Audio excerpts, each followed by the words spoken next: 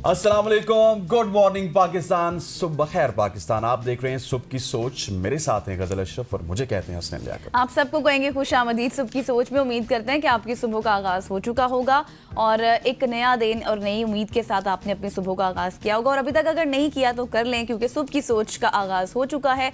सबसे पहले हम स्टार्ट करते हैं अपनी ट्रेंडिंग सोशल स्टोरीज से। तो सबसे पहली न्यूज़ क्या है? न्यूज़ ये है कि दुबई एयर शो में पाकिस्तान ने भारत को अवामी मकबूलियत में चारों शाने चित कर दिए। पाकिस्तान के तैयारे JF-17 भी दुबई एयर शो में आलमी एविएशन माहिरीन और अवाम के सामने पेश किया गया, जिसको एयर शो में नई मकबूलियत मिली। और इसके साथ साथ पाकिस्तान ने चंद मिसाइल भी जहाज के चारों अतराफ नस्ब किए, जो एयर शो के शुरा में मरकज़ निगाह बने रहे। दूसरी जानिब भारतीय जहाज की बात की जाए तेजाज, तो वो 500 मीटर दूर सन्नाटे में तनहा खड़ा नजर आया और भारतीय जहाज अवामी दिलचस्पी हासिल करने में मुकम्मल तौर पर नाकाम रहा। एयर शो के शुरा भारतीय जहाज के तरफ आप ये कहें कि शाज़ो नादिर ही नजर आए और सब्ज हिलाली परचम से सजे पाकिस्तानी तैयारों के अतराफ मुख्तलिफ ममालिक के दिफाई माहिरीन भी मौजूद नजर आए। जबकि दुबई पुलिस की बात की जाए तो दुबई पुलिस के एहलकारों ने भी पाकिस्तानी जहाज और पायलट्स के साथ तस्वीरें बनवाई और फिर जहाज के साथ खड़े पाकिस्तानी पायलट ने मुस्कुराते हुए कहा कि पूरी दुनिया को मार्काए बुनियानुल मरसूस में असल और हकीकी जो एयर शो था वो हमने उसकी महारत करके दिखाई है। अब मजीद फजाई करतब दिखाने की क्या जरूरत है। और पाकिस्तान ने अभी आपको पता है कि हाल ही में फजाई मार्के में कम अज कम 6 भारतीय तैयारों को तबाह किया था, जिसकी बाज़गश पूरी दुनिया में खुसूसन अमेरिका की बात की जाए तो वहां पर डोनाल्ड ट्रंप की जुबान पर आए दिन रोज होती है। उन्होंने कल रोज किया। और ये जो भारतीय जहाज था जो इस शो में मौजूद था, एक्सपो में मौजूद था, उसकी सबसे खास बात ये थी कि आप इस वक्त वीडियो भी देख रहे होंगे कि उसका कोई आई थिंक पेट्रोल वगैरह या कोई ऑयल वगैरह लीक था और वो सारी की सारी तवज्जो उनकी ये थी कि हमारा पेट्रोल और ऑयल किसी तरह से दुनिया से हम छुपा सकें। और उसी के गिर्द उनके वो जो इंजीनियर्स थे वो भी घूमते रहे, उनके पायलट्स भी घूमते रहे और एयर शो की तरफ उनकी तवज्जो कम थी। लेकिन जिस बेकार जहाज को वहां पे लेके गए थे उसके ही वो फुजले को संभालने की कोशिश करते रहे। मतलब आप नहीं कर सकते। बिल्कुल ऐसे। अब कोशिश क्यों? एक बदनामी उनको 10 मई को हुई है, उसके बाद हर दिन उनको बदनाम करने की कोशिश करते हैं सदर डोनाल्ड ट्रंप। और अब ये जो एयर शो हुआ इसमें भी उनकी बदनामी आपके सामने है। अब तीनों हज़रात आगे बढ़ते हुए आपको भारत के हवाले से एक और ऐसी खबर है जो भारत के लिए बिल्कुल अच्छी नहीं है। भारत और ईरान के दरमियान सफरी कवायद में एक बड़ी तब्दीली आई है। इससे पहले अगर मैं थोड़ा सा जिक्र करता चलूं स्टोरी आगे बढ़ने से पहले, इससे पहले ये था कि जो भारतीय शहरी थे उनकी ईरान के अंदर वीजा फ्री एंट्री थी। उनको किसी वीजे की जरूरत नहीं होती थी। जिस तरह से हम दुनिया के 32 ममालिक में कतर से में जा सकते हैं, इसी तरह से भारतीय शहरी ईरान में जा सकते थे। लेकिन अब इसमें तब्दीली की गई। अब ईरान ने भारतीय शहरियों के लिए वीजा फ्री एंट्री बंद करने का ऐलान कर दिया। ये एंट्री बंद क्यों हुई है इस हवाले से मैं आपको बताता हूँ।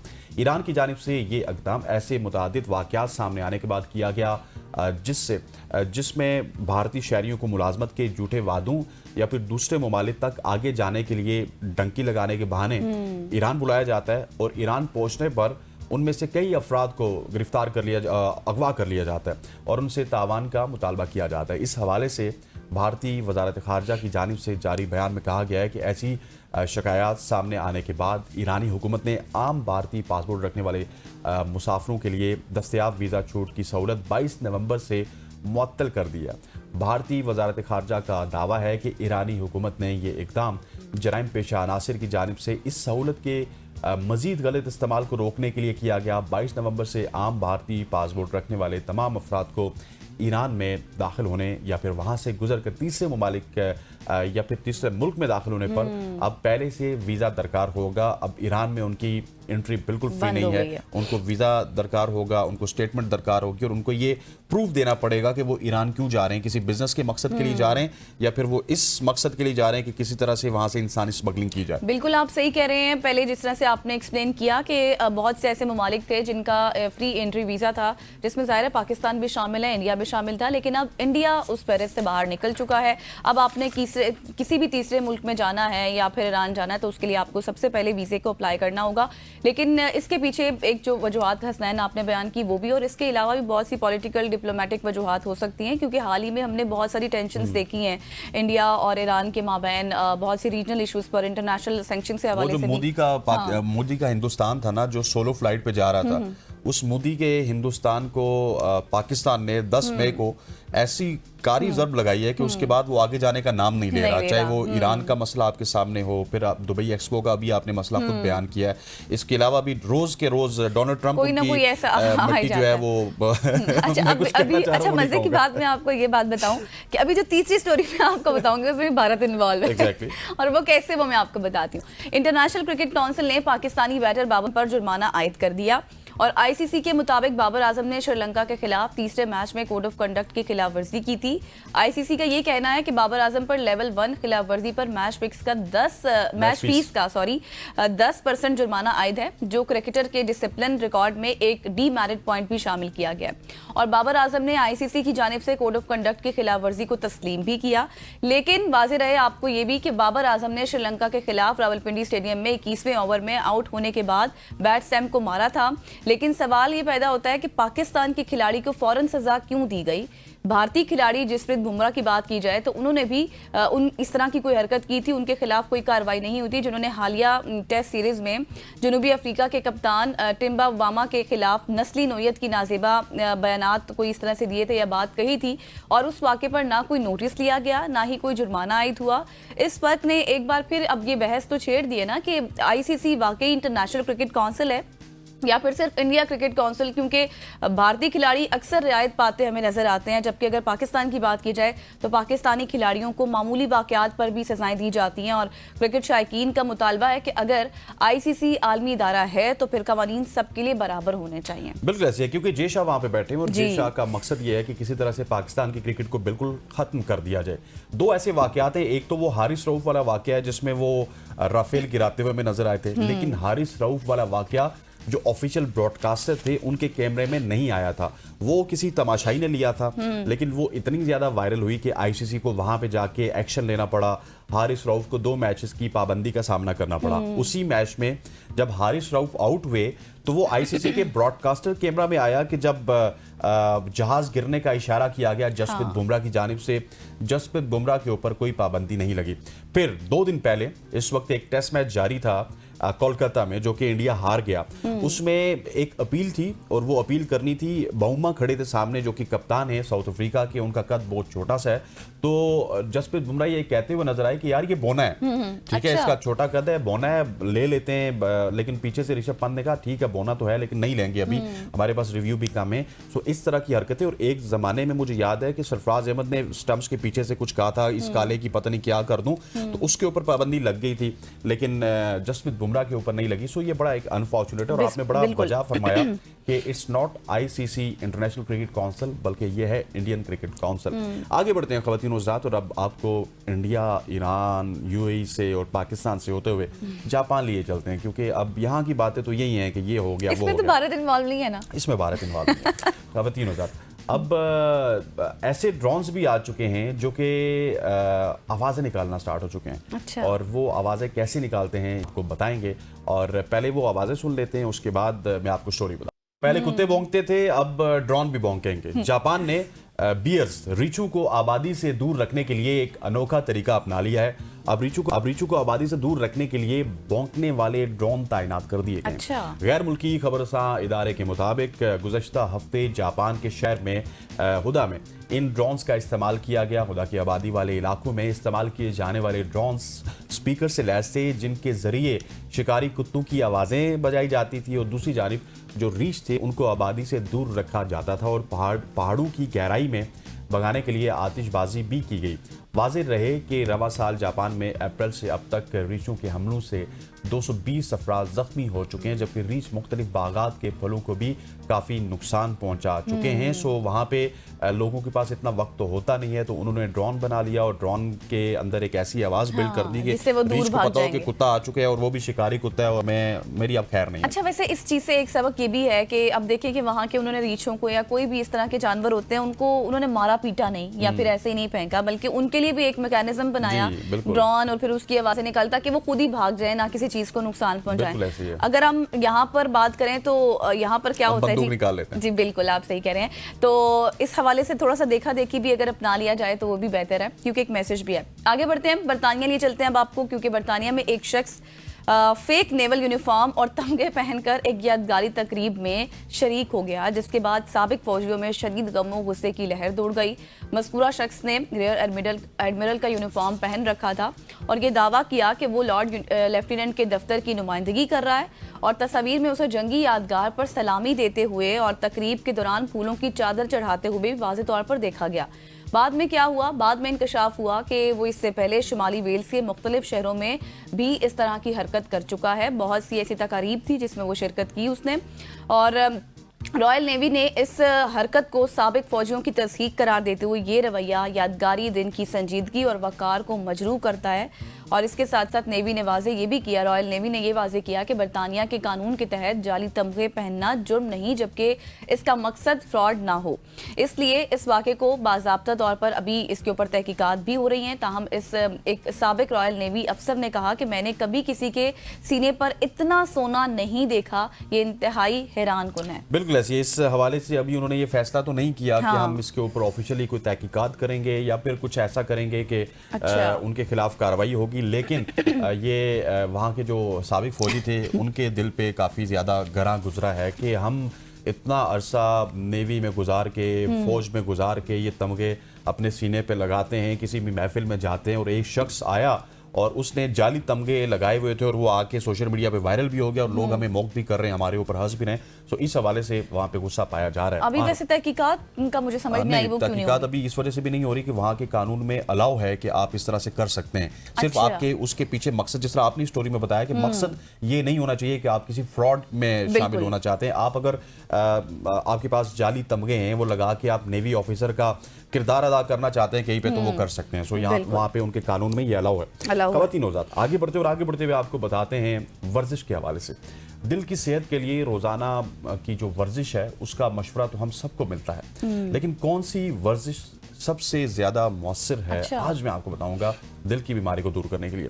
British journal of sports medicine में शाया होने वाली एक नई तहकीक ने इसका हैरान कुन जवाब दिया है। और तहकीक के मुताबिक जो लोग बैडमिंटन खेलते हैं और टेनिस जैसे खेल खेलते हैं, अच्छा। टेनिस जिस तरह टेनिस स्टार हमारे यहाँ असामुल हक बड़े पॉपुलर थे, फिर सानिया मिर्जा थी, उनको दिल की अमराज की वजह से कबल अज़ वक्त मौत के खतरे को ये 47% तक कम कर सकते हैं ये दोनों खेल। और ये खेल दीगर जो कार्डियो वर्जिशें हैं जैसे कि तैराकी है, फिर साइकिलिंग के मुकाबले में मौत के खतरे को कम करने में ज़्यादा मौसर साबित होता है। और तहकीक से ये भी पता चला है कि रैकेट जो खेल है ये एरोबिक और एनोरोबिक दोनों वर्जिशों को मिलाकर करते हैं और जो इंटरवल ट्रेनिंग जैसा असर देते हैं और दिल की सेहत के लिए इंतहाई फ़ायदेमंद हैं। सो जिनको दिल की बीमारी है वो, अगर मैं आम अल्फाज में बताऊं, बिल्कुल गली मोहल्ले के अल्फाज में बताऊं, तो चिड़ी छक्का आपको खेलना चाहिए। एक चिड़ी ले लीजिए, 2 छक्के ले लीजिए और खेलते रहिए। बिल्कुल। अच्छा, टेबल टेनिस में ये भी होता है ना, जब हम खेलते हैं तो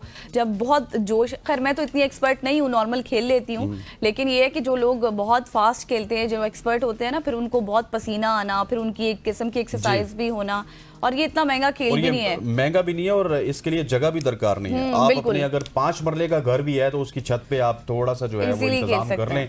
अगर आप जाले ही साइड पे लगा लें तो वो नीचे भी नहीं जाएगी आपकी जो चिड़ी है, रैकेट है, अगर वो शटल है, सॉरी बैक पार्डन, अगर वो नीचे चली भी जाती है तो कोई मसला नहीं है, नीचे से जाके उसको उठा लीजिए, वहाँ पे भी जाके एक्सरसाइज हो जाएगी। अगर आपकी गली को बंद है तो वहाँ पे आप गली में जाके खेल सकते हैं। सो ये एक बहुत अच्छी एक्सरसाइज है जो आज हमने आपको बताई है। और तीनों ज़ात यहाँ पे वक्त हो जाता है एक शॉर्ट सी कमर्शियल ब्रेक का। ब्रेक लेते हैं, वापस आते रहिएगा।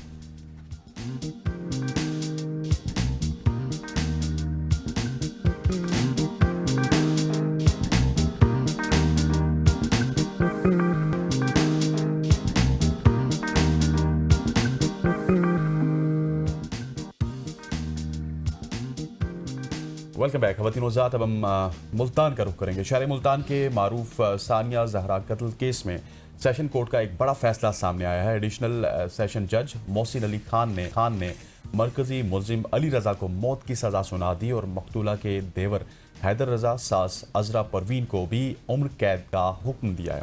वाज़ेह रहे, मकतूला सानिया जहरा की फंदा लगी लाश 9 जुलाई 2024 को ससुराली घर के कमरे से बरामद हुई थी, जिस पर थाना न्यू मुल्तान में सानिया शाह के शोहर अली रज़ा, देवर हैदर अली, सास अजरा परवीन समेत 6 अफराद को मुकदमे में नामजद किया गया था। मुकदमा मकतूला सानिया जहरा के वालिद असद अब्बास शाह की मुद्दत में दर्ज किया गया था। इसी पर बात कर लेते हैं। दिलजेब आकाश मुल्तान से हमारे कॉरेस्पॉन्डेंट हमें ज्वाइन कर चुके हैं। दिलजेब, ये बताइएगा कि इस मामले की कितनी समातें हुई, फाइनली अब सजाए मौत भी दे दी गई है, उम्र कैद की सजाएं भी दे दी गई हैं, ये मामला शुरू कैसे हुआ, मुकम्मल तफसीलात दीजिएगा।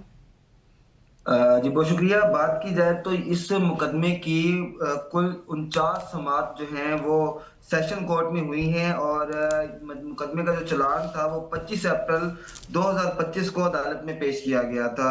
और मुकदमा का चालान पहले मजिस्ट्रेट की अदालत कोर्ट में पेश किया गया, जिसके बाद डिस्ट्रिक्ट एंड सेशन जज को भिजवाया गया।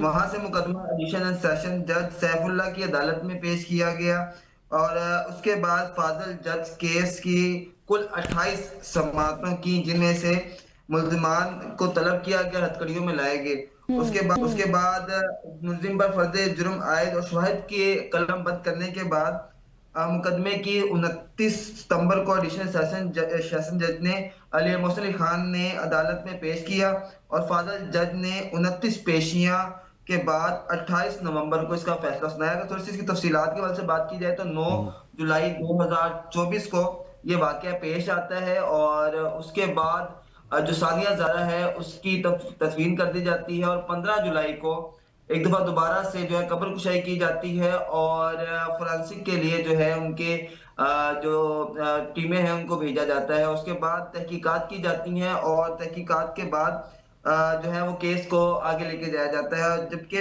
न्यू थाना न्यू मुल्तान में सानिया ज़ाहरा के जो शोहर हैं अली रजा, देवर हैदर अली, सास अजरा परवीन समेत 6 अफराद पर FIR दर्ज करवाई जाती है और मुकदमे के जो मकतूला के सानिया ज़ाहरा के वालिद हैं असद अब्बास शाह की मुद्दत में जो है वो ये मुकदमा दर्ज किया जाता है। और इसमें अगर बात की जाए तो एडिशनल सेशन जज मोहसिन अली खान ने मरकजी मुल्जिम और मकतूला के शोहर अली रजा को सजाए मौत सुनाई है और जो इनके देवर हैं हैदर रजा और सास अजरा परवीन को उम्र कैद की सजा अच्छा, ठीक हो गया दिलजेब, और ये तो तफसीलात हमने बता दी थी। हमें ये बताइएगा कि दोनों तरफ के वकला से भी आपकी बात हुई होगी, क्योंकि ये सेशन कोर्ट का फैसला है, डेफिनेटली आगे जाके यही फैसले स्टैंड करते हैं, लेकिन क्या आगे जाने का भी इरादा है या फिर मुल्जिमान को अब यहाँ से ही बस उनको जो है सजा भी मिल जाएगी और वो आगे नहीं जाएंगे किसी भी कोर्ट में? नहीं, बिल्कुल। ये जो वकला है शहरियार साहब जो सानिया ज़ाहरा के वालिद की जानिब से हैं, उनसे बात हुई। उनका यही कहना था कि हम इसको आगे भी प्रोसीड करेंगे और अगर वो गए जब तक इन्हें सजाएं नहीं होती हैं, इनको जो है इसकी सजा नहीं मिलती है, तब तक हम जो है ये केस प्रोसीड करेंगे और मजीद भी में जो है वो जो आगे प्रोसीड है उसका अमल जारी रखेंगे। तो दिलजेब, ये बताएं कि जो सास हैं, जो देवर हैं, जो शोहर हैं, उनको जो सजा हुई है, सजाए मौत, बेसिकली ये पूछा जा रहा है आपसे कि क्या वो आगे हाई कोर्ट तक जाएंगे, वो आगे प्रोसीड करेंगे इस केस को? जी, उनके वकील जो है वो पेशी जैसे ही सजा सुनाई गई है उसके बाद वो वहां नजर नहीं आए। तो जो दीगर रिजर्व वकार थे उनका यही कहना था कि हम जो है इसको आगे देखेंगे, प्रोसीड करेंगे, क्योंकि उनके मुताबिक जो उनका मौक़िफ़ है वो अभी तक यही है कि उन्होंने जो है ये मामला नहीं किया है और ना उनमें वो शामिल है। लेकिन जो शवाहिद इकट्ठे किए गए हैं, फोरेंसिक टीमों ने शवाहिद इकट्ठे किए हैं, जिसमें जो उसका दुपट्टा है, जो फंदा लगी लाश उनके कमरे से मसूल फंदे, जो दुपट्टा उसमें कपड़ा यूज किया गया, तो उसमें DNA मिला है, नाखून के जर्रात मिले हैं, अच्छा। जल्द के जर्रात मिले हैं, दीगर शवाहिद जो है उनमें से वहां से इकट्ठे किए गए, जिनकी बिना पर ये तमाम जो जजमेंट है वो की गई है। और ये बात की जाए तो 1 साल 4 महीने 9 दिन और तकरीबन कोई 22 घंटे जो है ये केस की समाअत के ये बाद बड़ी अच्छी बात है, आपने तमाम डाटा भी दिया, लेकिन चलिए इस केस की समाअत भी होगी, फैसला भी आ चुका और फैसला वही आया है जो कि सारी दुनिया चाहती थी कि फैसला आए और जो मुल्जिम थे फाइनली वो मुजरिम भी बने और जो पहले दिन से जिन्होंने जुर्म किया था। आपका बहुत बहुत शुक्रिया, thank you so much for joining us. Diljeb Akash हमारे साथ मौजूद थे। खवातीन, आगे बढ़ते हैं और आगे बढ़ते हुए मैं आज आपको कुछ टिप्स देना चाहता हूँ और मैं उम्मीद करता हूँ कि गजल मेरा साथ भी देंगी। जी हाँ। क्या आप जानते हैं कि आपकी स्किन पर ज्यादा से ज्यादा दबाव किस चीज का होता है? अगर मैं गजल से भी सवाल करूंगा, आपसे भी करूंगा, तो आप सब ये कहेंगे कि सूरज की तेज शुआएं। तो बिल्कुल आप दुरुस्त कह रहे हैं, लेकिन दिलचस्प बात यह है कि यूवी रेज सिर्फ धूप में नहीं बल्कि ये इंडोर्स और क्लाउडी मौसम में भी आपकी जिल्द को नुकसान पहुंचाती हैं। इसलिए रोजाना सनस्क्रीन लगाना सिर्फ एक ब्यूटी टिप नहीं है, बल्कि एक ज़रूरत बन चुकी है। और ख़ास तौर पर हमारे साउथ एशियन मौसम में, जहां हाई यूवी इंडेक्स, गर्मी और पोल्यूशन तीनों मिलकर स्किन पर डबल नहीं ट्रिपल दबाव डालते हैं। इसीलिए आज हम बात कर रहे हैं एक ऐसे सनस्क्रीन की जो सिर्फ प्रोटेक्शन नहीं बल्कि ग्लो भी देता है, और उसका नाम है ग्लो एंड लवली।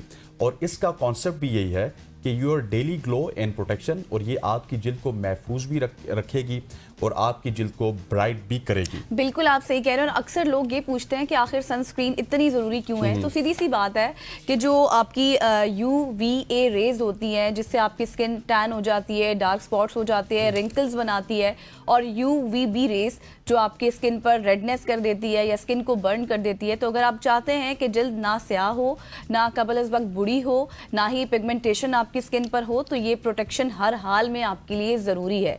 और ग्लो एंड लवली इसलिए भी खास है क्योंकि ये क्लिनिकली प्रूवन है, यानी कि इन वीवो टेस्टेड, जिसका मतलब ये है कि इसके नताज असल इंसानी जिल्द पर साबित शुदा है। और इसमें मौजूद क्या क्या है वो मैं आपको बताती हूँ।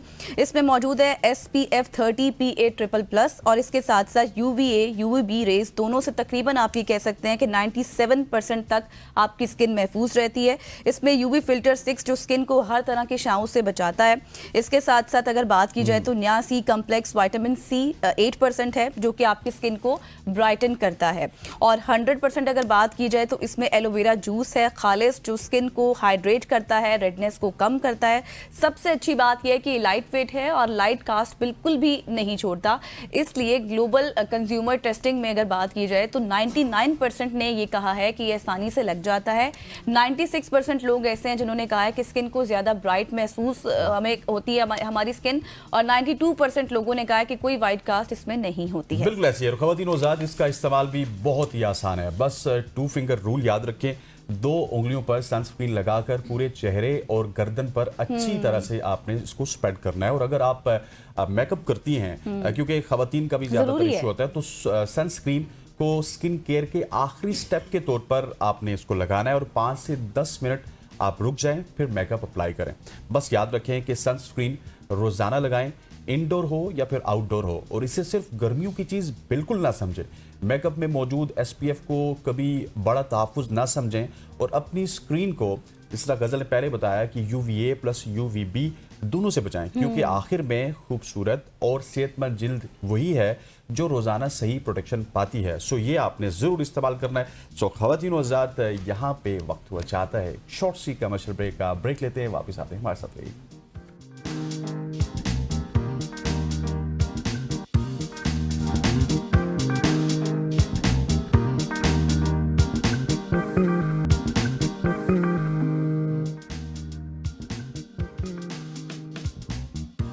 वेलकम बैक ख़वातीन और ज़ात। अब हम बात करेंगे क्रिकेट की। पाकिस्तान ने 6 मुल्की T20 सीरीज़ के पहले मैच में जिम्बाब्वे को 5 विकेटों से शिकस्त दे दी।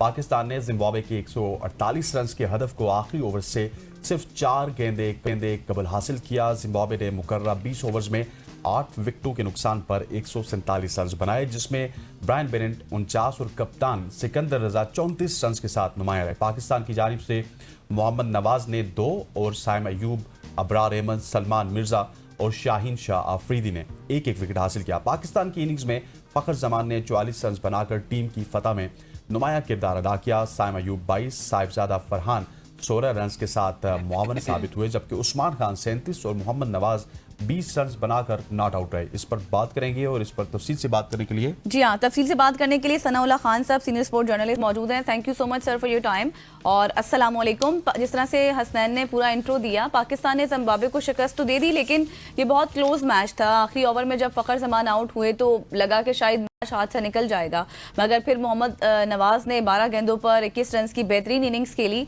आप इस परफॉर्मेंस को कैसे देखते हैं? वालेकुम अस्सलाम, thank you very much for having me. देखिए, मैं हमेशा मजाक से एक बात करता हूँ कि पाकिस्तान जिस टीम के साथ खेलता है ना, उसी के मोड में आकर खेलता है, मगर ये फार्मूला छोटी टीमों के साथ है। लाइक हम ऑस्ट्रेलिया के साथ खेलेंगे तो ऑस्ट्रेलिया वाले मोड में शायद नहीं आते हैं। अब जिम्बाब्वे के खिलाफ आखिरी 2 ओवर में 17 रन चाहिए थे। अगर आप सेकंड लास्ट ओवर जो ओवन ने किया, ओवन उनके लीडिंग विकेट टेकर थे जब क्वालिफायर इन्होंने खेला T20 वर्ल्ड कप का। पहली बॉल के ऊपर नवाज ने सिंगल लिया, दूसरे के ऊपर उस्मान खान ने दिया, तीसरी बॉल जब आई तो नवाज ने शॉट लगाया, वहां पर कैच ड्रॉप हुआ, एक तो विकेट बची, 2 रन भागकर भी हुए, और फिर जो चौथा बॉल था नो बॉल करार दिया, आई गेस की बड़ी क्लोज कॉल थी। और उसके बाद शॉट लगा जो उस्मान खान ने लगाया, क्रीमर ने, 39 ईयर ओल्ड क्रीमर जो लेग स्पिनर है इनके, उन्होंने मिसफील्ड किया, शायद 1 रन भी नहीं बनता था, वहां पे बाउंड्री मिल गई। तो वो एक मुझे लगता है कि जिम्बाब्वे वहां से एक्चुअली में मैच को मैच से निकल गया था। कहने को हम जीत गए हैं, और मुझे लगता है कि हम कंप्लीसेंट थोड़ा सा हुए। अगेन अगर आप उनकी बैटिंग देखें, शुरुआत के ओवर में देखें, लगभग 9 ओवर में 10 की रन रेट के साथ उन्होंने बल्लेबाजी की है। ये इसलिए इंपॉर्टेंट है कि पाकिस्तान ने इससे पहले जो 6 वनडे मैचेस अभी हालिया हमने खेले हैं, 3 अफ्रीका के खिलाफ और 3 हमने श्रीलंका के खिलाफ, 6 के 6 वनडे मैचेस में 50+ की पार्टनरशिप ओपनर्स ने लगाई, और जहां पर भी आपके ओपनर्स ने अच्छी खासी पाकिस्तान की धुलाई की है। At the end of the first inning run ज्यादा नहीं थे जिम्बाब्वे के, बिकॉज छोटी टीम का टैग जो उनके पास रहता है, बट इतने ज्यादा रन ओपनर्स की तरफ से आ जाना, ये पाकिस्तान को थोड़ा सोचना है कि लगातार 7वां मैच आपको ऐसा मिल रहा है वनडे T20 सबको मिला के, कि हमसे शुरुआत में बॉलिंग जो है, जो जिस वजह से हम मशहूर हैं, खासकर कप्तान वनडे के और T20 के मेन स्ट्रीम बॉलर शहीनशाह अफरीदी के विकेट नहीं निकल रही। सना भाई मुझे ये भी बताइएगा कि स्पेशली अभी बैटिंग की बात कर ली जाए तो आज एक बार फिर पाकिस्तान के जो टॉप ऑर्डर की हम बात करें, वो मुकम्मल तौर पर हमें नाकाम नजर आया, और कुछ अरसे से T20 में हमारी बैटिंग लाइनअप मुश्किलात का शिकार है। हालांकि यही टीम जब वनडे खेलती है उसमें अच्छा परफॉर्म करती है, तो आपके ख्याल में ये T20 में हमारे बैटर्स को क्या हो जाता है, ये अपनी परफॉर्मेंसेस क्यों नहीं दिखा पाते T20 क्रिकेट में, T20 फॉर्मेट में?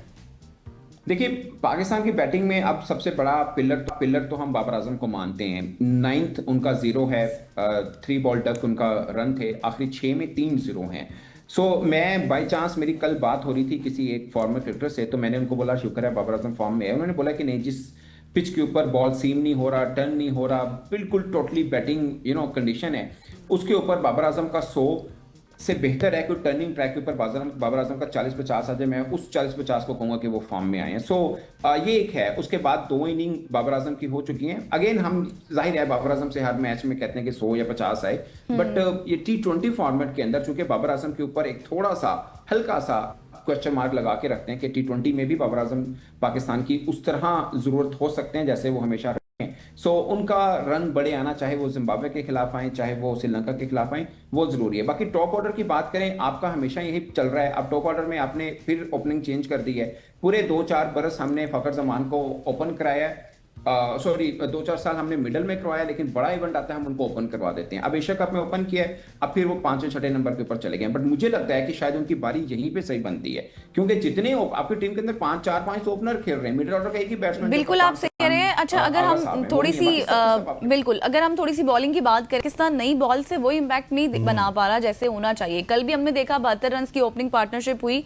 आपको क्या लगता है, आपके नजदीक इब्तिदा में विकेटें हासिल करने के लिए बॉलर्स कौन सी ऐसी चीज है जिसको बेहतर उनको करने की मजीद जरूरत है?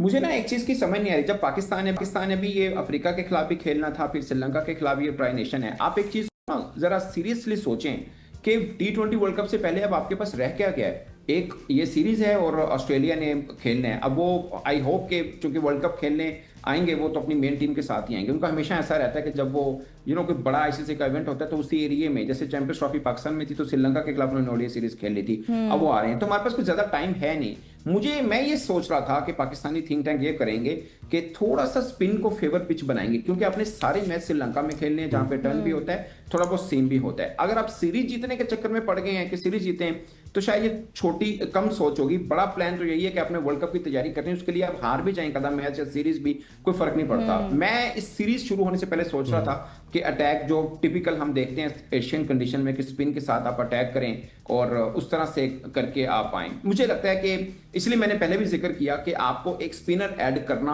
बहुत जरूरी है। स्पिनर ऐड करना चाहिए। आपने पिछले सवाल के जवाब में सना फखर जमान के हवाले से, फखर के हवाले से मैं पूछना चाहता हूं कि उन्होंने कल मिडिल ऑर्डर में आके अच्छी परफॉर्मेंसेस दी है, अच्छी इनिंग्स खेली है, मगर बुनियादी तौर पे तो वो ओपनर हैं, उनको अपनी पोजीशन के हवाले से नहीं पता होता कि वो कहां पे खेलेंगे कहां पे नहीं खेलेंगे।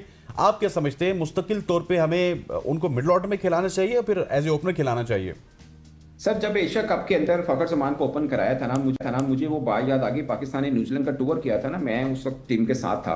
मैंने ही फखर जमान से सवाल पूछा, मैंने कहा आप पीएसएल ओपन करते हैं टीम के साथ, आप तीसरे चौथे, आपको पता मतलब वन डाउन से लेकर या ओपन से लेकर छठे सातवें आठवें नंबर तक उन्होंने बैटिंग की, हर एक के ऊपर की है, मगर चौथे पांचवें के ऊपर उनका रिकॉर्ड बहुत अच्छा है। उन्होंने आंसर किया, उन्होंने बोला जितने टीम के अंदर ओपनर्स हैं, अब ऊपर से तो दो ही खेलेंगे, फिर वन डाउन खेलेगा, फिर कोई टू डाउन खेलेगा, तो उन्होंने बोला कि इन सब में मुझे लगता है कि मैं वो ओपनर हूं जो नीचे भी खेल सकता हूं या दायरा खुलने के बाद लंबी हिट लगा सकता हूं, शायद बाकी नहीं लगा सकते, इसलिए मुझे कोई प्रॉब्लम नहीं है कि मैं नीचे खेलूं। बट मुझे पाकिस्तान, मतलब अब मैं अपनी एज ए सनाउल्लाह बात कर रहा हूं, मुझे अपनी पाकिस्तान टीम मैनेजमेंट से सिर्फ ये प्रॉब्लम है, आप बायलैटरल सीरीज खेलते हैं, फखर को नीचे डालते हैं, जब कोई बड़ा इवेंट आता है आप उनको ओपन करवा देते हैं। ये मुझे लगता है आपका सबसे बड़ा प्रॉब्लम मिडिल ऑर्डर है, same middle order bowling, middle order में आपको ज्यादा प्रॉब्लम लगती है। अच्छा, मैं चाह रही हूँ चूंकि कम है, आपसे बहुत सारी बातें करनी है, मुझे ये बताएं कि अब थोड़ी सी बात करते हैं राइजिंग स्टार एशिया कप की सदाकत। इस वक्त टूर्नामेंट में सबसे ज्यादा अगर हम देखें तो वो विकेटें लेने वाले हैं और सबसे ज्यादा वो रन्स बनाने वालों में भी शामिल हैं। आप उनकी कारकर्दगी को कैसे देखते हैं? मां सदाकत, आई डोंट नो, मैं मतलब उसके ऊपर बात ही क्यों हो रही है। मां सदाकत ने पाकिस्तान के अंदर जितने भी T20 फॉर्मेट के टूर्नामेंट हुए, चाहे PSL T20, national T20 tournament या चैंपियंस T20, सबसे ज्यादा रन है उनके। बट क्या है, हमारे यहाँ जो परफॉर्म कर रहा था ना, बड़े खासकर इंडिया के खिलाफ उनके आए थे, अभी कोई यासिर खान का नाम नहीं ले रहा, वो लड़का दूसरे नंबर के ऊपर है, वो दोनों के रन हैं। यासिर खान तो भी बॉल के अंदर भी ठीक ठाक चौथे पांचवें नंबर पे है, जो काजम ट्रॉफी चल रही थी, वो अब जाहिर है ए टीम की तरफ से खेल रहे हैं, वहां पे भी रन आ रहे हैं। मां सदाकत पहले ही अच्छा खेल रहा है। अब सब लोग कह रहे हैं कि ये IPL talent versus PSL talent, ये पीएसएल टैलेंट नहीं है। मां सदाकत ने सिर्फ 3 पीएसएल के मैच खेले। वेरी अनफॉर्चुनेट, पेशावर ज़ल्मी पे मुझे हमेशा एक शिकवा रहता है, वो अपने टैलेंट को जाया करते हैं। मां सदाकत को कब यूज किया, अब उनके लिए एक और सरदर्द ये रहेगा कि मां सदाकत ऊपर रन करते हैं। ऑलरेडी उनकी टीम के अंदर बाबर है, साइम है और हारिस है। वो अलग बात है कि 2 टीमें और ऐड हो जाएंगी, हो सकता है इनमें से कोई एक प्लेयर बाहर निकल जाए, तो फिर मां सदाकत ऊपर आ जाए। सो ये मां सदाकत ऑलरेडी अच्छा खेल रहा था। साद मसूद को अपने पीएसएल में कब देखा, वो अलग बात है कि इस्लामाबाद यूनाइटेड उनकी तस्वीर पोस्टर लगा के शेयर कर दी कि देखिए इस्लामाबाद यूनाइटेड का लड़का है, मगर वो ज्यादा नहीं खेला। मोहम्मद फाइक कितना खेला हुआ है पीएसएल इस्लामाबाद की तरफ से, उन्होंने भी शेयर किया है, और वो भी अगेन उसके भी बिल्कुल ऐसे। सना भाई, हमारे पास वक्त खत्म हो जाता है। Thank you so much for joining अस। सनाउल्लाह के साथ मौजूद थे, जो कि क्रिकेट के ऊपर बात कर रहे थे और इन डिटेल कन्वर्सेशन कर रहे थे, स्पेशली एशिया कप के हवाले से। यहाँ पे वक्त हो जाता है एक शॉर्ट सी कमर्शियल ब्रेक का, ब्रेक लेते हैं, वापिस आते हैं, हमारे साथ रहिएगा।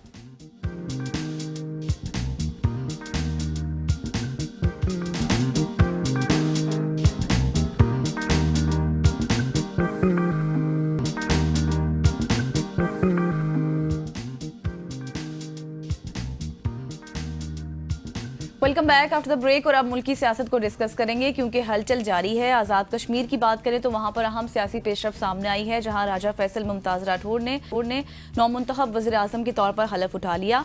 दूसरी जानिब इस्लामाबाद में अदलिया के ढांचे में भी बड़ी पेशरफ्त हुई है 27वीं यानी तरमीम को लेकर। 27वीं यानी तरमीम के बाद supreme judicial council, judicial commission और प्रैक्टिस एंड प्रोसीजर कमेटी की असरनो तश्कील कर दी गई है, जिसका बाज़ाब्ता एलामिया सुप्रीम कोर्ट ने जारी किया है। दोनों चीफ जस्टिस साहिबान की मुशावरत से justice Jamal Khan Mandokhel supreme judicial council और प्रैक्टिस एंड प्रोसीजर कमेटी का रुकन नामजद किया गया, जबकि chief justice Yahya Afridi judicial council के सरबराह होंगे। तरमीम के बाद इदारा जाती शफाफियत, तवाज़ुन और मौसर अदालती कार्रवाई को यकीनी बनाने के लिए नए अरकान की शमूलियत को अहम कदम भी करार दिया जा रहा है। साथ ही साथ रात को भी कुछ हैपनिंग्स हुई हैं, जो धरने दिए गए हैं पीटीआई की जानिब से, उस पर भी बात करेंगे। बिल्कुल ऐसी है, और इस पे बात करने के लिए हमारे साथ सीनियर और जानी पहचानी शख्सियत, आप उनको एबीएन पे भी देखते हैं, कमर जैदी साहब मौजूद हैं। जैदी साहब, thank you so much for joining us. Sir, सबसे पहले तो आज़ाद कश्मीर का जिक्र किया गज़ल ने, तो मैं वही बात आपसे करना चाहूँगा। वहाँ पे एक तब्दीली आई है, फैसल मुमताज़ राठौड़ वहाँ के वज़ीर आज़म बने, चंद महीनों में वो वापस ख़त्म भी हो जाएगी क्योंकि वहाँ पे असम्बली भी उसकी मुद्दत इतनी ज़्यादा नहीं है। तो क्या समझते हैं इन चंद महीनों में क्या कुछ टास्क होंगे मुमताज़ राठौड़ के सामने, क्योंकि वो यही चाहेंगे कि पीपल्स पार्टी यहाँ से कंटिन्यू करे, उन्हीं का प्राइम मिनिस्टर आए। चैलेंजेस क्या क्या हैं और इस एकदम से जो तब्दीली थी इसकी ज़रूरत क्यों पड़ी? देखिए, फैसल मुमताज़ राठौड़ जो हैं वो तकरीबन 8 महीने के लिए आएंगे और 8-9 माह उनके पास होंगे, उसके बाद इलेक्शंस होने हैं। लेकिन सवाल ये पैदा होता है कि क्यों ज़रूरत पड़ी पीपल्स पार्टी को अपना वज़ीर आज़म लाने की, और फिर मैं इस पे थोड़ी सी डिस्कशन करूंगा कि पीपल्स पार्टी की ओपोजिशन जो है यानी मुस्लिम लीग नून, उसी ने वज़ीर आज़म भी बनवाया। तो ये बड़ी हैरानकुन बात है। जो चौधरी अनवारुल हक साहब हैं, गो कि उन्होंने काफ़ी अरसे सर्वाइव कर लिया, लेकिन जो बुनियादी नुक्ता बना वो अवामी एक्शन कमेटी का एहतजाज था, जिसके बायस जो है हमने ये देखा कि वहाँ पे एक फोर्स का इस्तेमाल करना पड़ा। वहाँ पे प्रोटेस्टर्स के साथ जो है फिर निगोसिएशन हुई। उस निगोसिएशन में तकरीबन आपके कैबिनेट मेंबर समेत एक हाई प्रोफाइल लोग बैठे हुए थे, और उसमें काफ़ी ज़्यादा उनको गारंटीज दी गई, और उस गारंटीज के बाद जो है फिर हमने ये देखा कि उन्हीं लोगों को, अवामी एक्शन कमेटी के लोगों को नो फ्लाई लिस्ट में भी डाला गया। तो वहां पे बेसिकली जो प्रोटेस्ट हुआ, जो इतने ज्यादा लोग निकले जो इस्लामाबाद की तरफ रुख करना चाह रहे थे, उस सारे मामले को मिस हैंडल करना एक बहुत बड़ी वजह बना। इससे कम भी चौधरी अनवारुल हक के खिलाफ जो है वहां पे आवाजें उठी थी। उसकी बुनियादी वजह ये वहां पे ओपोजिशन थी नहीं, जिसका खिलाफवर किया अवामी एक्शन कमेटी ने। मतलब वो कमेटी जो कि एक ताजर समेत कुछ नौजवान लोगों पर मुहित हो, उसने देखते ही देखते कबूलियत हासिल कर ली आज़ाद कश्मीर में, और वहां पे इतना बड़ा प्रोटेस्ट किया कि उसको रोकने के लिए आपको इस्लामाबाद से फोर्स भेजनी पड़ी। चौधरी अनवारुल हक साहब जो है उनके जो सियासी कैरियर भी है, इसके साथ वजीर आजम जितने अरसे तक रहे हैं उस पर तो काफी सवालात उठते हैं, लेकिन सबसे बड़ा सवाल तो ये उठता है कि 8 माह पहले आपको क्या जरूरत पेश आई कि आपने ये उठाकर पीपल्स पार्टी को दे दी। तो एक बड़ी वाज़ेह मिसाल है, जरा डॉट्स कनेक्ट करते हैं हम तो हमें पता लग जाता है कि 27वीं आईनी तरमीम जो है जब होने लगी, इससे कबल कहा गया कि जो है तहरीक अदम एतमाद पहले कश्मीर में आएगी, कश्मीर में वज़ीर आज़म तब्दील हो जाएगा, और उसके बाद फिर 27वीं आईनी तरमीम होगी। लेकिन अचानक फिर हमने ये सुना कि 27वीं आईनी तरमीम आई और उससे आते ही उसके रोक दी गई तहरीक अदम एतमाद, और फिर कुछ अरसे डिले कर दी गई। और जैसे ही 27वीं आईनी तरमीम पे वोट खत्म हुआ, उसके बाद फिर हमने ये देखा कि पीपल्स पार्टी के जो है वजीर आजम बन गए। इस 8 माह की तब्दीली में आप ये देख के अंदाजा लगा लें कि हमारी सियासत में ले और दे तो होता है। 27वीं आईनी तरमीम पे आपको वोट चाहिए तो आपको कहीं ना कहीं पे वजारत के मनसब से भी नवाजा जाएगा, लेकिन इस सारे सिस्टम में जो इमरान खान साहब बात करते थे कि ये मुकमुका का निजाम है, आप जरा से डॉट कनेक्ट करें, आपको पता लग जाएगा कि वही PMLN जो पीपल्स पार्टी के साथ मिलकर विफाक में इक्तदार में, वही कश्मीर में उसकी ओपोजिशन करेगी, और ओपोजिशन भी ऐसे करेगी कि 8 माह के लिए उन्होंने अपना वजीर आजम बनाया, और 8 माह के लिए उसी ओपोजिशन ने वजीर आजम बनाया जो उसकी ओपोजिशन करने जा रही है। तो दैट्स वेरी इंटरेस्टिंग। मतलब ये पाकिस्तान में होता है इस तरह की चीजें कि हम देखते हैं कि कश्मीर के अंदर मुस्लिम लीग नून जो है ओपोजिशन में होगी पीपल्स पार्टी को, और विफाक में उसी की इत्तेहादी और उसी की वजह से हुकूमत खड़ी है। तो हम जब सवाल करते हैं मुस्लिम लीग नून या फिर पीपल्स पार्टी वालों से कि भाई आप कैसे ओपोजिशन करेंगे, विफाक में आप इत्तेहादी हैं कश्मीर, तो वो कहते हैं देखें वो दोनों के मामला तो अलग अलग है ना, लेकिन वो एक सिक्के के दो रुख ही नजर आते हैं आवाम को। बिल्कुल आप सही कह रहे हैं। अच्छा कंबर, अब थोड़ी सी 27वीं आईनी तरमीम के हवाले से बात कर लेते हैं। बहुत से इस्तीफे भी आ रहे हैं, शायद अभी मजीद इस्तीफे भी आए सामने। फैसल साहब कल कह रहे थे, मैं उनको सुन रही थी, वो कह रहे थे कि शायद अभी इस्तीफे मजीद जो आने हैं वो थोड़े से रुक गए हैं, क्योंकि शायद जो वकला तहरीक है, पता नहीं बार्स उनके साथ देती है मजीद या फिर नहीं। थोड़ा सा ये बताएगा, बार बार ये सवाल हो रहा है कि अदालती निज़ाम पर बहुत से सवालात उठ रहे हैं। माजी में हमने देखा जिस तरह से तहरीकें चली थी, इस्तीफे आए, अब तो ऑथ्स भी ले रहे हैं, बहुत से जजेस ले चुके हैं, काम भी शुरू हो गया है, समातें भी हो रही हैं। आपको लगता है कोई चांसेस हैं कि इन इस्तीफों से कोई फर्क पड़ेगा और कोई वकला तहरीक दोबारा से हो सकती है?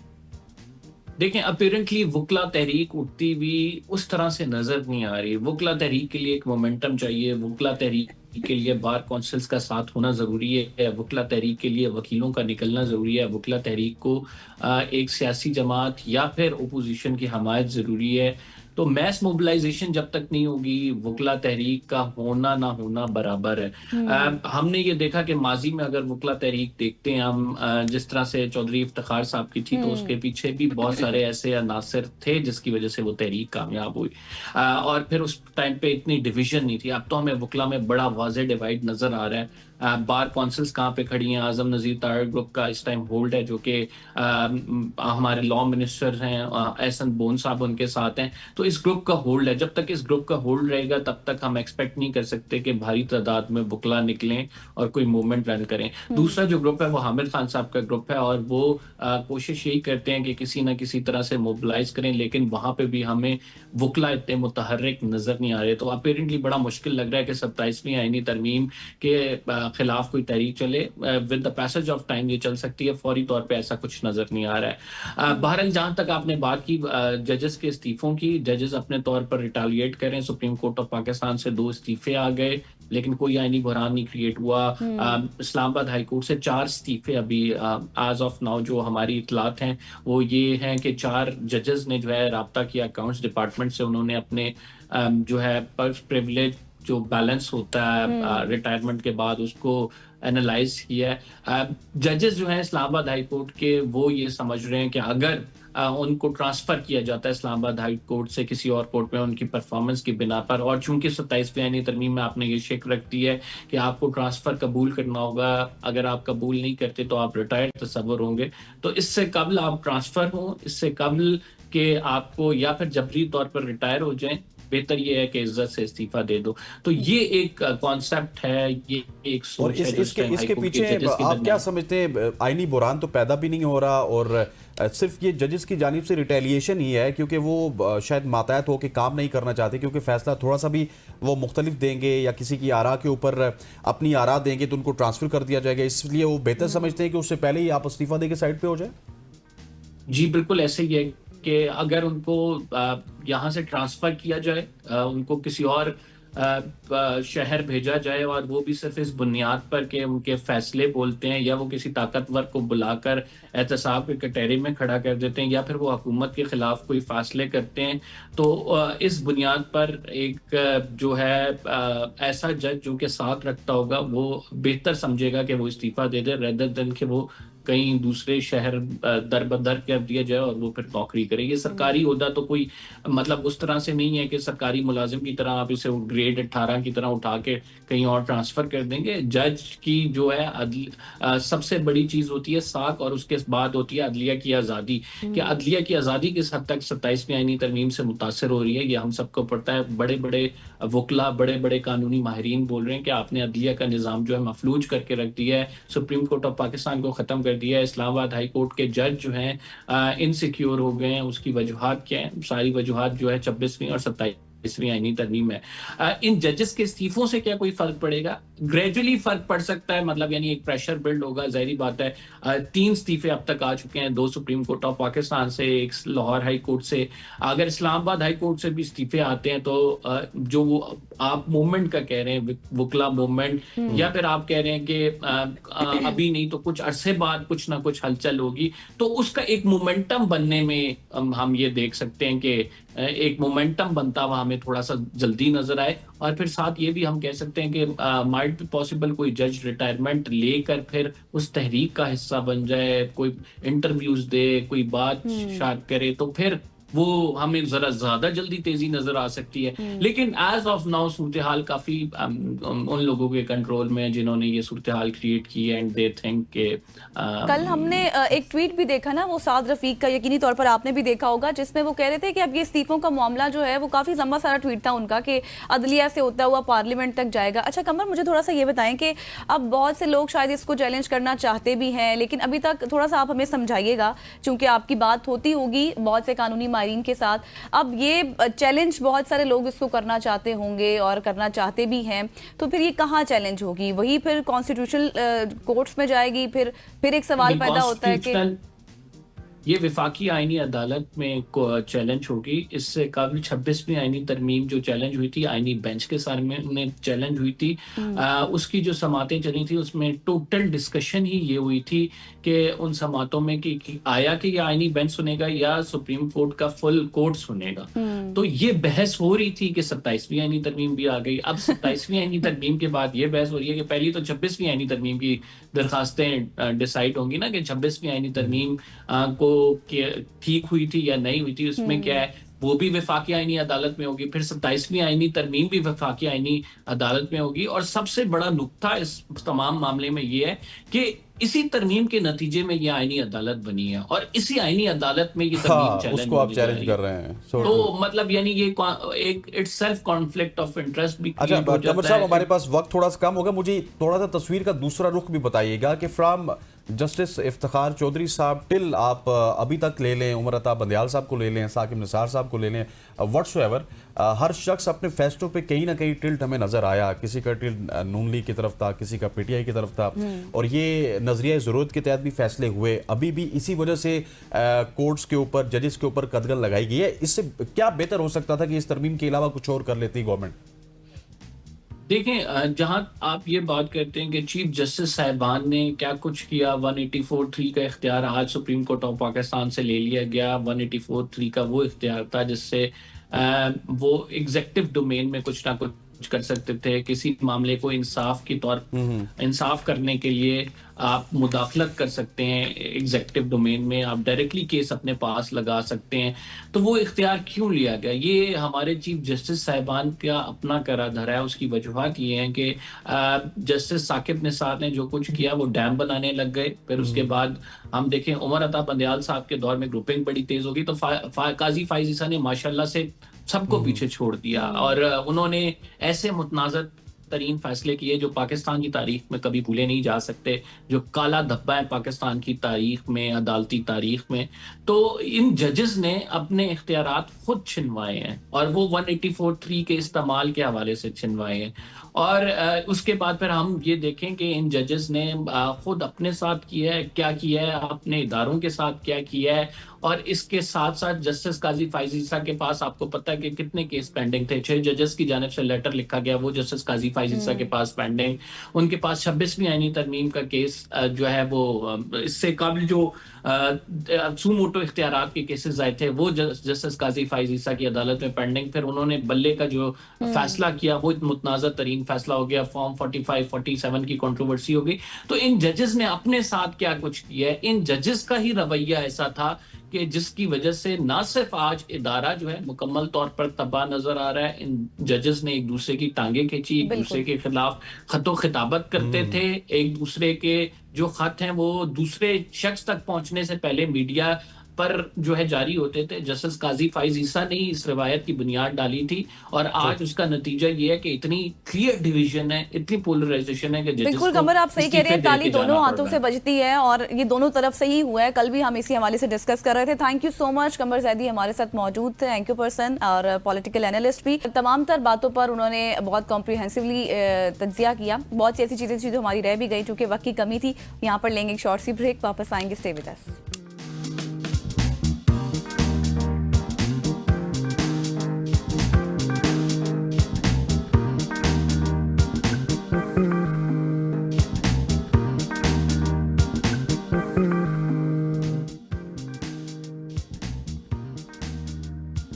Welcome back after break. और आज हम आपको मिलवा रहे हैं इस्लामाबाद की एक ऐसी बासलाहियत आर्टिस्ट जिन्होंने अपने शौक, अपनी मेहनत, अपनी तख्लीकी सोच से एक मुनफरिद शनाख्त बनाई। बख्तावर हसन वो फनकारा जिन्होंने इंजीनियरिंग की मसरूफ जिंदगी के दरमियान वो रास्ता चुना जो उन्हें हकीकत में खुशी देता है, और वो है आर्ट का रास्ता। उनके फ़न की ख़ास बात यह है कि वो रियलिज़म और स्टिलाइज आर्ट्स दोनों में महारत रखती हैं और यही मुनफरिद इम्तिजाज उनके काम में एक अलग चमक पैदा करता है। पाकिस्तान मिलिट्री एकेडमी और उनका जो प्रोजेक्ट है 10 पोर्ट्रेट्स उनकी मेहनत और सलाहियत का सबूत है। आज वो हमारे साथ मौजूद है और उन्हीं से पूछते हैं कि वो क्या आर्ट बनाती हैं, क्या क्या मीडियम यूज़ करती हैं। बिल्कुल ऐसे। Bakhtawar, thank you so much for joining अस। सबसे पहले तो इन्होंने इंट्रो तो आपका सारा करवा दिया। अभी आप इस्लामाबाद में मौजूद नहीं हैं, भावलपुर में मौजूद हैं। इंजीनियरिंग के शोबे से आपका बेसिकली ताल्लुक़ है, लेकिन साथ में डिजिटल आर्ट का आपने सहारा लिया और उस आर्ट पे अपनी पहचान बना रही है। सबसे पहले तो ये बताइएगा कि इंजीनियरिंग और फिर डिजिटल आर्ट और ये सारी चीज़ें साथ लेके किस तरह से चलती हैं, और फिर इंजीनियरिंग आप कर रही थी तो डिजिटल आर्ट की ज़रूरत कहाँ पे पेश आई? अस्सलाम वालेकुम, बहुत शुक्रिया मुझे इनवाइट करने के लिए। आई वुड से कि जब मैं इंजीनियरिंग कर भी रही थी तो डिजिटल आर्ट या बिल्कुल उस आर्ट के साथ जो मेरा ताल्लुक है वो बचपन से है। वो 4 साल की उम्र से मैंने स्टार्ट कर दिया था। ड्राइंग्स वगैरह मैं बहुत बनाती थी और मेरे पेरेंट्स भी बहुत क्रिएटिव हैं, सो आई बिलीव कि मैंने इसको इनहेरिट किया। और आर्ट का साथ मैंने कभी छोड़ा नहीं। इवन इंजीनियरिंग के दौरान भी मैं पेंटिंग्स बनाती थी। फिर मेरे मास्टर्स के दौरान इमेज प्रोसेसिंग का सब्जेक्ट था, जिसको मुझे उसको पढ़ के बहुत शौक महसूस हुआ और मुझे फील हुआ कि ये आर्ट को मैं एज ए डिजिटल डोमेन भी अगर करना चाहूँ तो इसमें बड़ा मजा आएगा। तो I started doing digital art then back in 2012। 2012 में मैंने डिजिटल आर्ट का आगाज किया था। और फिर मुझे ऐसे महसूस हुआ कि वो ट्रेडिशनल आर्ट से भी ज़्यादा आसान है, क्योंकि वो हैंडी डिवाइसेस के ऊपर, इवन मोबाइल फ़ोन के ऊपर बहुत आराम से की जा सकती है। कितना वक्त लगता है आपको कोई भी एक पेंटिंग क्रिएट करने में? कुछ घंटे या कुछ दिन? अच्छा, इसका जवाब कुछ ऐसा है कि जैसे जैसे इंसान काम करता जाता है तो उसके काम की स्पीड बढ़ती जाती है, क्योंकि बहुत सी ऐसी स्ट्रेंथ्स होती हैं जो इंसान काम कर कर के सीखता है। इट्स बिल्कुल। जस्ट लाइक ड्राइविंग कि आप जितना करेंगे उतना ही आप उसमें माहिर होते जाएंगे। बिल्कुल। तो अब तो मैं ये कहूँगी कि it takes me about 2 to 3 hours depending on the work. लेकिन क्योंकि ये ज़्यादातर कमीशन बेस्ड काम होता है तो इसमें क्लाइंट्स के फीडबैक भी आ जाते हैं। फिर वहां पर वो डिपेंड करता है कि क्लाइंट कितनी जल्दी आपके क्रिएशन से सेटिस्फाई हो जाए, क्योंकि it's just like making something which was never there. तो मैं यूजुअली वर्बल या रिटन डिटेल के ऊपर बेस्ड कुछ विजुअल क्रिएट करती हूँ। ठीक है। अच्छा, मुझे ये बताइएगा कि हमारे पास बहुत सारे आर्टिस्ट ऐसे भी आते हैं जो ट्रेडिशनल आर्ट करते हैं, बहुत सारे डिजिटल आर्टिस्ट भी आते हैं। हम सबसे पहले तो उनसे पूछते हैं कि आप डिजिटल की तरफ क्यों गए, मतलब जहाँ पे ट्रेडिशनल आर्ट भी आप कर सकते थे, तो डिजिटल में क्या कुछ प्लस हैं जो ट्रेडिशनल आर्ट में नहीं है? देखिए, ट्रेडिशनल आर्ट का मेरा ख्याल है कि वो बहुत ज़्यादा खूबसूरत चीज़ है, क्योंकि उसमें डायरेक्ट जैसे अल्लाह ताला ने चीज़ें तख्लीक की हैं वो बहुत खूबसूरत हैं। तो इंसान तो सिर्फ चीज़ों को रिक्रिएट करता है, लेकिन जो ट्रेडिशनल आर्टिस्ट है, क्योंकि वो अपने हाथ से काम करते हैं, मेहनत करते हैं। उनके हाथ का लगा हुआ पेंट और वो हर चीज़ वो तो बहुत ज़्यादा स्पेशल है। And I have immense respect for traditional art. लेकिन जो डिजिटल आर्ट है उसका मैं ये कहना चाहूँगी कि मुझे लगता है कि वो इंसान ऑप्ट करता है आसानी के लिए, क्योंकि डिजिटल आर्ट में आपके पास कैनवस डिजिटाइज हो गया। अब आपके पास पेंट खोलने का कोई झंझट नहीं है। आप अपने डिजिटल कैनवस के ऊपर किसी भी टेक्सचर के पेंट से काम करें। जब आप थक गए आप उसको वहीं पर रोक दें। अगर आपसे कोई गलती हो गई आपके पास अनडू का ऑप्शन है। इसी अगर तरह से ट्रेडिशनल मैं आर्ट जब में भी कोई गलती हो तो फिर उसको आर्टिस्ट जो होते हैं उनके उसको पास undo- इतना उसको हुनर undo होता का है। ऑप्शन नहीं होता उसमें, तो पेपर फाड़ के नया पेपर खोलने का ऑप्शन होता है ना, ऐसे ही होता है। या फिर कुछ और कर बिल्कुल लेती हैं। बिल्कुल ट्रेडिशनल आर्ट में ज्यादा इमोशन इन्वॉल्व Yes. होता है, आई फील। बिल्कुल। बिल्कुल ऐसे ही होता अच्छा बख्तावर, ये बताएं कि मैं जिस तरह अपनी इब्तिदा में बात कर रही थी पाकिस्तान मिलिट्री एकेडमी और उनके जो प्रोजेक्ट से 10 पोर्ट्रेट्स, उसका क्या कॉन्सेप्ट है? उसमें आपने कितने पेंटिंग्स बनाई और क्या कुछ हुआ? उसमें मैंने 10 पोर्ट्रेट्स बनाई थी इंस्पायरिंग पाकिस्तानी वुमेन के लिए, जो कि हकीकत में सिनफ आहन है। और मुझे उसकी बहुत ज़्यादा खुशी इस वजह से थी क्योंकि एक मैंने ट्रिब्यूट पेश किया, मेरे हाथ से वो काम होना, it was an immense honour. अच्छा, ठीक हो गया, जबरदस्त। ठीक हो गया। Bakhtawar, thank you so much for joining us. It's pleasure to talk with you, और आपके आर्ट के हवाले से बात करके हमें खुशी है, और आप इसी तरह से ग्रो करती रहिए। ख़वातीन और हज़रात को चाहते हैं एक शॉर्ट सी कमर्शियल ब्रेक लेते हैं, वापस आते हैं, हमारे साथ रहिएगा।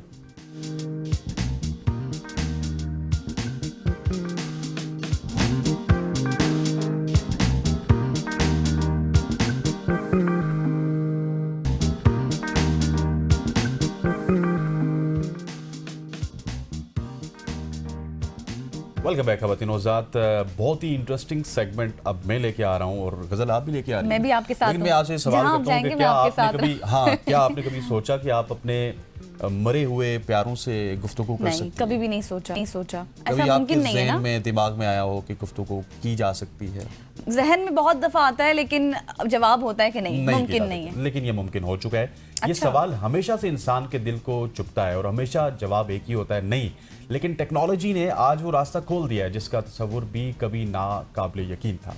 आज हम अब एक ऐप की बात कर रहे हैं, एक ऐसी ऐप मुतारिफ करवा रही हैं और करवा चुके हैं जिसने जज्बात, टेक्नोलॉजी और यादों को मिलाकर एक बिल्कुल नई दुनिया बना दी है जिसको डेड टॉक्स AI का नाम दिया गया है। ये एक इनकलाबी ऐप है जिसे दो बासलाहियत बहनों बुशरा एजाज और हिरा एजाज ने तख्लीक किया और जो अपनी नौयत की एक पहली ऐप है। पूरी दुनिया में डेड टॉक्स AI ऐप मौजूद नहीं और सार्फिन ये हैरानकुन सहूलत हासिल कर सकते हैं, अपने बिछड़े हुए प्यारों से गुफ्तगू कर सकते हैं, उनका पुराना वॉइस मैसेज अपलोड करके और फिर AI इसी आवाज़, इसी टोन, इसी लहजे में आपसे दोबारा गुफ्तगू करेगी।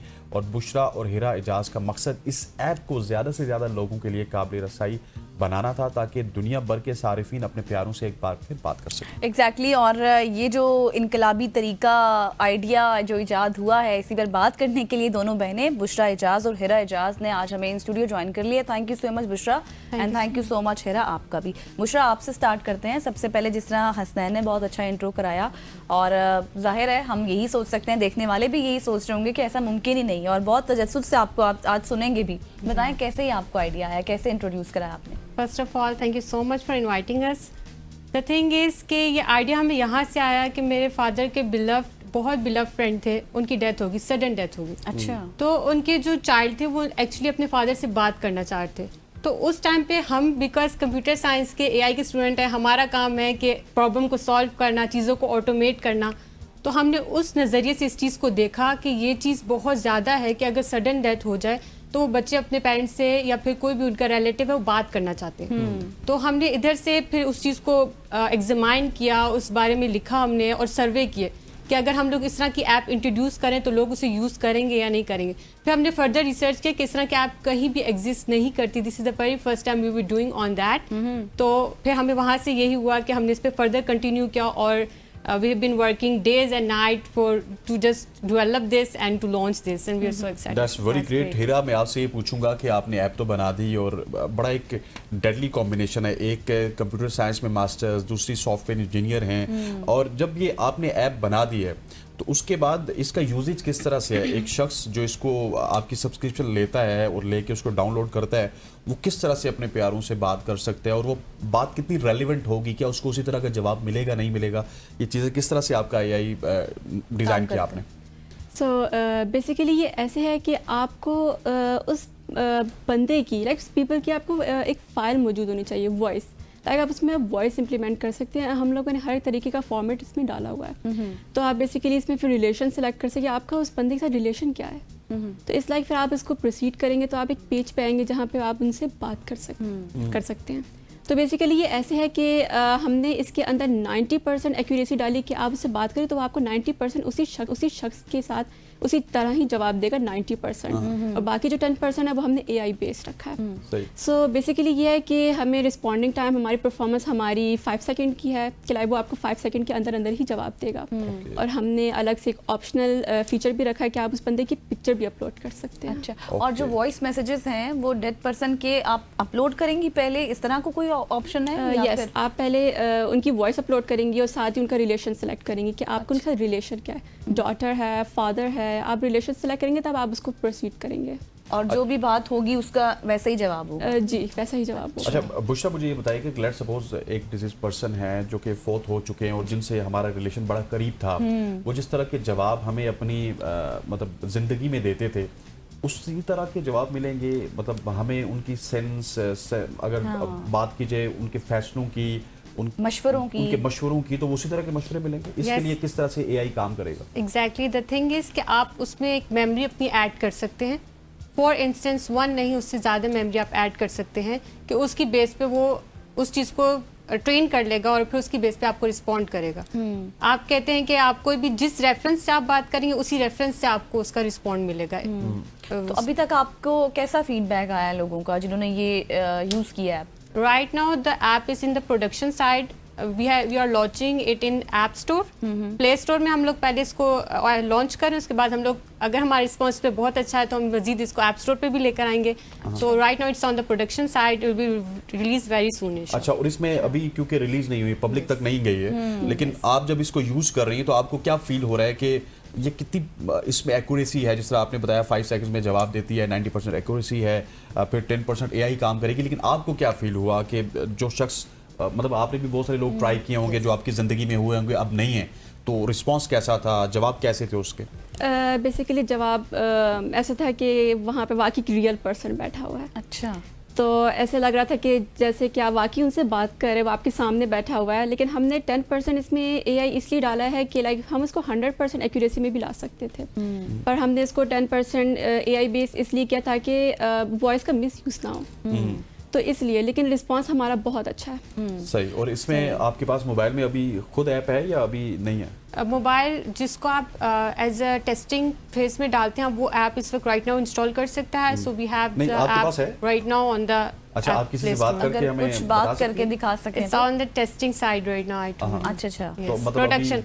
Within 14 days, it will be available for everyone throughout the world. सही। अभी इस पे Okay. काम भी चल रहा है, प्रोसेस में है। और अच्छा, मुझे ये 14 थोड़ा दिन सा या 40 बताएं। दिन? 14 days. Within 14 14 40 days. नहीं, 14 14 4 days, days clear have हो already been passed. 10 days are left. अब फिर आप Yes. 14 डेज बाद ना आप आकर हमें ये दिखाएंगी Yes, लोगों के sure, साथ। yes. मुझे थोड़ा सा ये बताएं कि अब आप इन फ्यूचर इसको किस समत में लेकर जाना चाहती हैं, क्या मजीद इसमें ऐड करना चाहती हैं, आपको लगता है?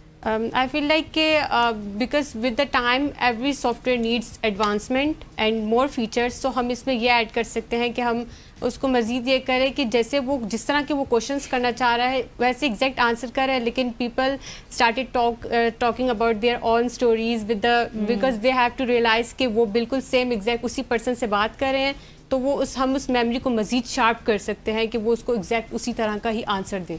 That's very good. बुशरा ने बता दिया। अच्छा हीरा, मुझे ये बताइएगा कि ये सब्सक्रिप्शन मॉडल होगा, फ्री तो होगी नहीं, सो क्या सोचा है आपने कि कितनी ज़्यादा इसकी सब्सक्रिप्शन फीस होगी फॉर डिफरेंट कंट्रीज़, क्योंकि आपको पाकिस्तान से भी लोग सब्सक्राइब करेंगे, वर्ल्ड से भी करेंगे, सो उसका कोई क्राइटेरिया आपने बनाया है? यस, बेसिकली पहले ये कि हमारी जो फर्स्ट स्टॉक है वो फ्री है, ताकि आप उसको टेस्ट कर सकें कि ट्रायल बेस, यस आदत डाल रही है सबको।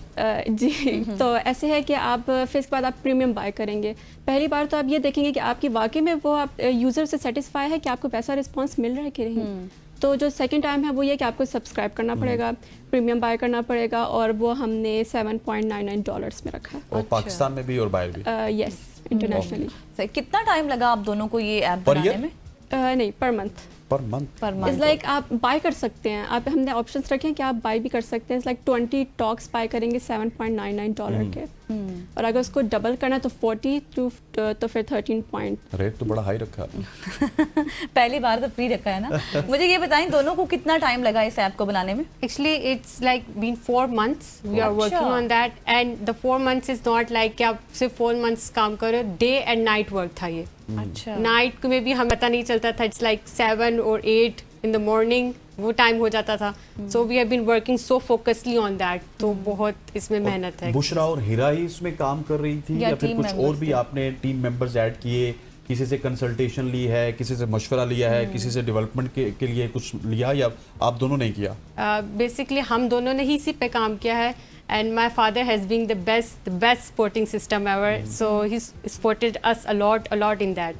और ये आइडिया हमारा ही इनिशियली था और हमने इसी पे दोनों ने मिलके काम किया इससे। किस तरह की हर्डल्स आपने फेस की इसको ड्यूरिंग बनाने, जिस टाइम आप बना रही थी? तो परफॉर्मेंस पे हमें थोड़ी हर्डल्स आई थी, लेकिन अच्छा। हमने उसको साथ साथ ही उसको कवर अप करना शुरू किया। आपको जैसे पता है कि हर सॉफ्टवेयर को इम्प्रूवमेंट्स चाहिए होती है, आप टेस्टिंग करके। इन्वेस्टमेंट कितनी थी? अगर 10 सेकंड है मेरे पास, इन्वेस्टमेंट कितनी हुई?